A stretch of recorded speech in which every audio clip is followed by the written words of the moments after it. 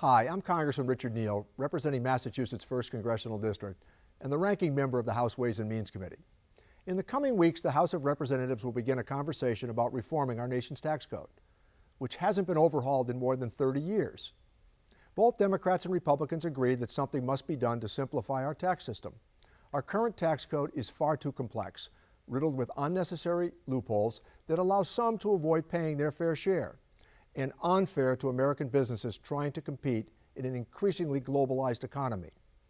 While both Democrats and Republicans agree that tax reform is needed, we have very different views about what our tax system should look like.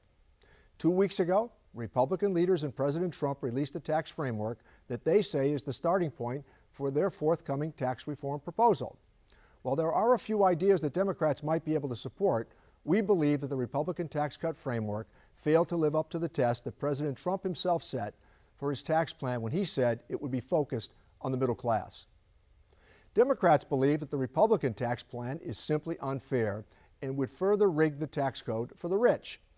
Under the Republican plan, tax revenues from individuals would rise by over $2 trillion, while revenue from corporations would drop by over $6 trillion. This means more of the tax burden will be shifted from big corporations to working families. Asking the American people to foot the bill for trillions in tax cuts for big corporations is wrong. Democrats are looking for a tax plan that begins and ends with middle-class families. According to the Nonpartisan Tax Policy Center, 80% of the tax cuts in the Republican plan would go to the top 1%. Put another way, 99% of the taxpayers in this country would be left fighting over just 20% of the tax cuts. Even worse, economists at the Tax Policy Center warned in their report that nearly 30% of middle-class families would even see a tax increase. At a time when American families are working harder than ever, but haven't seen a pay raise in years, any tax plan that raises taxes on the middle-class family is a non-starter for Democrats.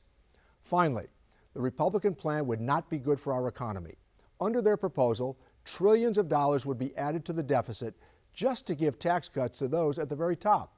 In 2001 and 2003, Congress passed trillions of dollars in unpaid-for tax cuts that disproportionately benefited the richest families in this country. President Bush told the American people those tax cuts for the rich would pay for themselves. That didn't happen.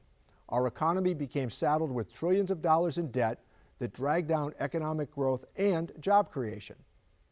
Democrats believe there's a better way.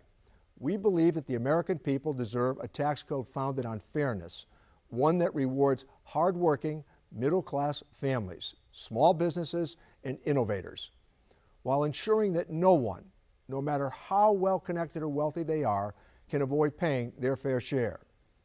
We believe America is long overdue for real tax reform that provides help to middle-class families and those aspiring to reach the middle class. This means a tax code that creates jobs, boosts wages, and gives hard-working families the tax cut that will help them get ahead. We should be helping families with day-to-day expenses like housing, grocery bills, and child care. And we should be supporting those trying to live the American dream by helping families to buy their first home, send their kids to college, and care for aging parents with dignity. And, of course, we should be helping Americans save for a secure retirement. For tax reform to be effective, it must provide certainty for families and businesses alike. And the best way to provide certainty is for tax reform to be permanent, rather than temporary. History has shown that the best way to ensure that tax policy remains permanent is for it to be bipartisan. From the beginning, we have told our Republican colleagues we were ready to sit down and discuss ways to build a pro-growth tax code that was middle out, one that rewarded hard work and helped families get ahead.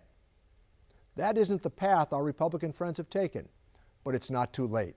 Democrats believe we can do better than a plan that provides 80% of the tax cuts to the top 1% and sticks our grandchildren with trillions in debt.